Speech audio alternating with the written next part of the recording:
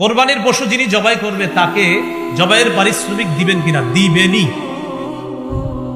জবাইয়ের পারিশ্রমিক দিবেন, আপনি জবাইয়ের পারিশ্রমিকটা দিবেন। আমার বয়ান শুনে অনেক হয়তো কমেন্ট করতে পারে যে হ্যাঁ মনে হয় এর জন্য বলছে। আমি আমার জিন্দিগিতে 2টা পশু ক্রয় করছি, মাত্র জবাই করছি, জিন্দিগিতে 2টা পশু। এর মানে আমি আমার জন্য বলছি না, এটা অধিকার, এটা সঠিক কথা, তাই বলছি। কোরবানির পশু যিনি জবাই করবে তাকে পারিশ্রমিক দিবেন, এটা হাতের কষ্ট, এটা জবাই করা অনেক কষ্টের ব্যাপার। এই জন্য যারা জবাই করবে তাদেরকে দিবেন। আর জবাই করার পরে আপনার একদম ছোট্ট একটা নোট ওঠে, ছোট্ট 1.5-2 লাখ টাকার গরু আপনার কোনো মতে হুজুর জবাই করছে যিনি, কষ্ট করে, আরে আস্তে একটা নতুন 200। এটা তো আপনার শরম করা উচিত ভাই, সত্যি বলছি।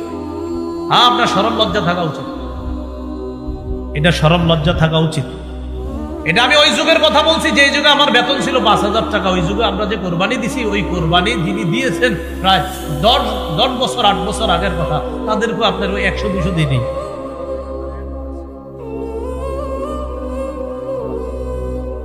সেটা আমি জানি না। আচ্ছা, যাই হোক, আপনারা এই জায়গায় একটু মহাব্বতের ইয়া রাখেন। এই জন্য এরকম 100-200 পরে কারে কোনো কথা।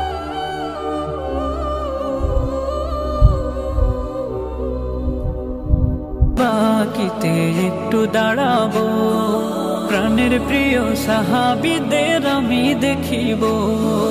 জান্নাতুল বাকিতে একটু দাঁড়াবো, জান্নাতুল বাকিতে একটু দাঁড়াবো, প্রাণের প্রিয় সাহাবীদের আমি দেখিব। জান্নাতুল বাকিতে একটু দাঁড়াবো।